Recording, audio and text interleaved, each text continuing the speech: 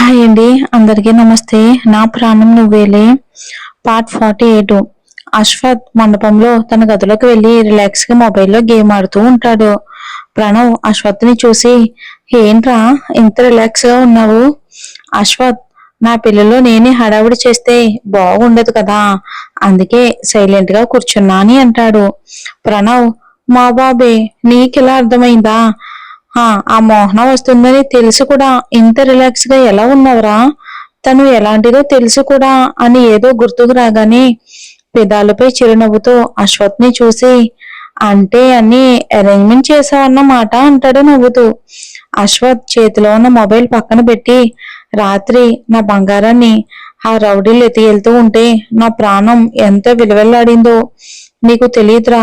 దాన్ని సేఫ్ గా చూసే వరకు నాకు ఊపిరి తీసుకోవటం కూడా చాలా భారంగా అనిపించింది. అందుకే బాధ, కష్టం అనేవి నా బంగారం నీడ కూడా తాకకూడదు. ఆ మోహన ఎలాంటిదో తెలుసు, అందుకే పోలీసులు మఫ్టీలో ఉన్నారు. ప్రైవేట్ సెక్యూరిటీ కూడా ఏర్పాటు చేశాను రా. అంతేకాదు ముహూర్తం కూడా హాఫ్ ముందే పెట్టించా అంటాడు. ప్రణవ్ అశ్వత్ని హక్ చేసుకుని, మా చెల్లి నిజంగా చాలా అదృష్టవంతురాలు రా. ప్రాణంగా ప్రేమించే నువ్వు తన జీవితంలోకి వచ్చావంటాడు ప్రణవ్. అశ్వత్, నాదుర అదృష్టం తను నా భార్య కావటం అంటాడు. ఏదో కారు ఎంట్రన్స్ లో ఆగుతుంది. ప్రణవ్, రే మా చెల్లొచ్చింది. ఇందాక వాళ్ళు చూడనివ్వలేదని తెగ ఫీల్ అయ్యావు కదా, ఇప్పుడు చూడు అంటాడు. అశ్వత్ ఫాస్ట్ గా బాల్కనీలో నిలబడి కారులో నుంచి దిగి నవ్వుతూ వస్తున్న కృతిని చూడగానే పెదాలపై నవ్వొస్తుంది. అశ్వత్ రెప్ప వేయకుండా అలానే కృతిని చూస్తూ ఉంటాడు. కృతి తనని ఎవరో చూస్తున్నట్లు తనకి అనిపించడంతో చుట్టూ చూస్తుంది, కానీ ఎవ్వరూ కనపడరు. ఇదేంటి, ఆయన నన్ను చూస్తున్నట్టు ఎందుకు అలా అనిపిస్తుంది అని ఆలోచిస్తూ లోపలికి వెళ్తుంది. అశ్వత్ కృతిని చూసి తనలో తానే నవ్వుకుంటాడు. కృతి ఎంట్రన్స్ దగ్గర డెకరేషన్ చూసి షాక్ అవుతుంది. సినిమాల్లో కూడా ఇలాంటి డెకరేషన్ చూడలేదు అని చుట్టూ చూస్తూ నడుస్తుంది వింతగా. సుమతి, ఏంటమ్మా అలా చూస్తున్నావు? కృతి, అత్తయ్య, ఇక్కడ మా పెళ్లి కాకుండా ఏదైనా సినిమా షూటింగ్ జరుగుతుందా అంటుంది. సుమతి, అలాంటిదేం జరగలేదే, ఇక్కడ మీ పెళ్లి మాత్రమే జరుగుతుంది. కృతి చుట్టూ చూస్తూ ముందుకు నడుస్తూ ఉంటుంది. సుమతి, ఏంటమ్మా కృతి అలా చూస్తున్నావు? అత్తయ్య, ఇక్కడ మా పెళ్లి కాకుండా ఇంకా వేరే ఏదైనా ఫంక్షన్ కానీ షూటింగ్ కానీ జరుగుతుందా? అయ్యో, అలాంటిది ఏమీ జరగటం లేదమ్మా. ఎందుకలా అడిగావు? మరి ఇంత ఎక్కువగా డెకరేషన్ చేశారు కదా, అందుకే. సినిమాల్లో కూడా నేను ఇంతవరకు ఇలాంటి డెకరేషన్ చూడలేదు అంటుంది. సుమతి ఆ మాటకి నవ్వి, నీ కోసమే వాడు స్పెషల్ గా డిజైన్ చేసి దగ్గరుండి మరీ డెకరేషన్ చేయించాడు. నీకు నచ్చిందా అంటుంది సుమతి. కృతి, చాలా అంటే చాలా నచ్చింది అత్తయ్య. కానీ నాకు నచ్చడం కోసం ఇంత డబ్బు ఖర్చు పెట్టడం ఎందుకు అంటుంది. వాడికి నీ సంతోషం ముఖ్యం, డబ్బు గురించి ఆలోచించాడు ఎప్పుడు అని అంటుంది సుమతి. ఇంకా కృతిని గదిలోకి తీసుకుని వెళ్ళి, 10 నిమిషాల్లో పంతులు గారు పిలుస్తారు, నువ్వు వెళ్ళి రెడీ అవ్వమ్మా అని అశ్వత్ గదికి వెళ్తుంది సుమతి. అశ్వత్ ఫోన్ లో మాట్లాడుతూ రూమ్ లోకి వస్తున్న సుమతిని చూసి, ఐ కాల్ యూ బ్యాక్ అని ఫోన్ కట్ చేసి నవ్వుతూ సుమతి దగ్గరకు వెళ్తాడు.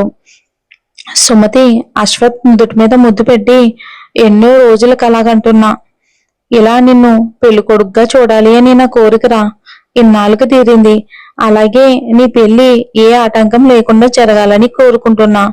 జరుగుతుంది కదా అని అశ్వత్ వైపు చూస్తూ అడుగుతుంది సుమతి. అశ్వత్, ఎందుకలా అంటున్నావమ్మా? ఏ ఆటంకం రాదు. మోహన అనే ఆటంకం వస్తుందేమో అని ఇంకేం మాట్లాడకుండా ఆగిపోతుంది సుమతి. అశ్వత్, సుమతికి మోహన గురించి తెలిసిందని అర్థమై, అమ్మా, ఆ మోహనయే కాదు దాని బాబు వచ్చినా కూడా ఈ పెళ్లి ఆపలేరు. పంతులు గారితో మాట్లాడి పెళ్లికి ముహూర్తం అరగంట ముందు పెట్టించా. వాళ్ళకు భయపడి మాత్రం కాదు, కృతి కోసం, నీ కోసం. కృతికి ఏమైనా ప్రమాదం జరుగుతుందనే భయంతోనే కదా నువ్వు పెళ్లి త్వరగా జరిపిస్తుంది. సుమతిని తలాడిస్తుంది. కానీ ఈ విషయం నీకు, తనకి విషయం ఎలా తెలిసిందో చెప్తాడు అశ్వత్. అందుకే అమ్మా, ఒకవేళ ఆ మోహన వచ్చి ఏమైనా చేసి పెళ్లి ఆపక ముందే పెళ్ళైపోతుంది. కేవలం నీ కోసమే. శుభలేఖలో కంటే అరగంట ముందు పెట్టించా అంటాడు. ఇంకింతలోనూ ఒక ఆవిడ వచ్చి, పంతులు గారు పెళ్లి కుమార్ని తీసుకురమ్మంటున్నారు, త్వరగా రండి అంటుంది. సుమతి గారు అశ్వత్ని తీసుకెళ్తారు. అశ్వత్ పంతులు గారు చెప్పినట్టు అన్ని చేస్తూ ఉంటాడు. ఇంతలో కృతి కూడా వచ్చి అశ్వత్ పక్కన పీటలపైనే కూర్చుంటుంది. అశ్వత్ పక్కనే కూర్చున్న కృతిని రెప్ప వేయకుండా అలాగే చూస్తూ ఉంటాడు. పక్కనే పంతులు గారు, బాబు ముహూర్తానికి టైం అవుతుంది, వెళ్ళి బట్టలు మార్చుకుని రండి అంటాడు. పంతులు గారు ఎన్నిసార్లు పిలిచినా అశ్వత్ పలకకపోవటంతో కృతి తలదించుకుని నవ్వుతూనే ఉంటుంది. కృతి అలా నవ్వుతూ ఉంటే మైమర్చిపోయి అలా చూస్తూ ఉండిపోతాడు. అశ్వత్ కృతిని చూస్తూ ఇక అలా పలక్కపోయేసరికి పెళ్లికి వచ్చిన చుట్టాలందరూ కూడా నవ్వుతూ వీళ్ళని చూస్తూ ఉంటారు. సుమతి వినోద్ని చూసి, ఏమండి, వీడు మన పొరువు మొత్తం తీసేస్తున్నాడు, రే ప్రణవ్ వాణ్ణి లోకంలోకి తీసుకురారా అంటుంది. పంతులు గారు, బాబు ముహూర్తానికి టైం అవుతుంది, పెళ్లి బట్టలు మార్చుకుని రండి అంటారు. అయినా సరే మన బాబు మాత్రం పలకడు. ఎలా పలుకుతాడు? ఏదో లోకంలో కృతి అనే మైకంలో ఉన్నాడు కదా. ప్రణవ్ వచ్చి అశ్వత్ని రే రారా అని గట్టిగా ఒక్కసారిగా కదపడంతో తేరుకొని చుట్టూ చూస్తాడు. అందరూ తననే చూస్తూ నవ్వుతుంటే తనేం చేశాడో అర్థమై చిన్నగా నవ్వుతూ పంతులు గారి చేతిలో ఉన్న బట్టలు తీసుకుని వెళ్తాడు అశ్వత్.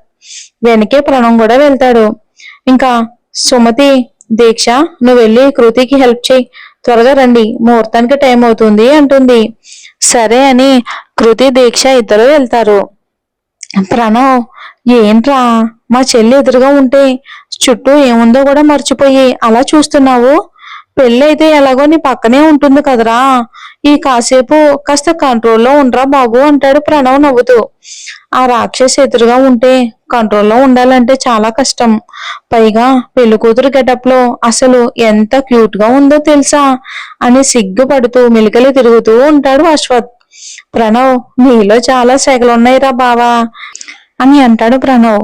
అశ్వత్, అంతా మీ చెల్లవాళ్ళేరా అని రూమ్ బ్యాక్ డోర్ తీస్తూ ఉంటే, రే అటెక్కడికి రా, మనం వెళ్లాల్సింది మండపానికి అంటాడు. అశ్వత్ చిన్నగా నవ్వి, కృతి దగ్గరికి వెళ్ళొస్తారా, దాన్ని 2 నిమిషాలు కూడా చూడకుండా ఉండలేకపోతున్నాను అంటాడు. ప్రణవ్, ఏంటి ఇప్పుడా? రే అన్నయ్య చూడకుండా ఏదో చిన్న అని అడుగు ముందుకు వేసే అవకాశం దగ్గరగా వచ్చి చూసి ఇంత నుంచి చూపు మా అన్నయ్య అంటుంది. చూద్దాం అని కృతిని ఆట పట్టిస్తూ నవ్వుతూ ఉంటుంది దీక్ష. ఇంతలో డోర్ సౌండ్ రావడంతో అటు చూస్తారు. దీక్ష, అన్నయ్య నువ్వేంటి ఇక్కడ అంటుంది. అశ్వత్ కు దీక్ష మాటలేమి వినిపించుకోకుండా కృతిని చూస్తూ ముందుకు వెళ్తూ ఉంటాడు. అన్నయ్య ఎంత పిలిచినా పలకడం అని అర్థమైపోయి, వదిన ముహూర్తానికి టైం అవుతుంది, త్వరగా మాట్లాడి అన్నయ్యని పంపించేసేయ్ అని అంటుంది.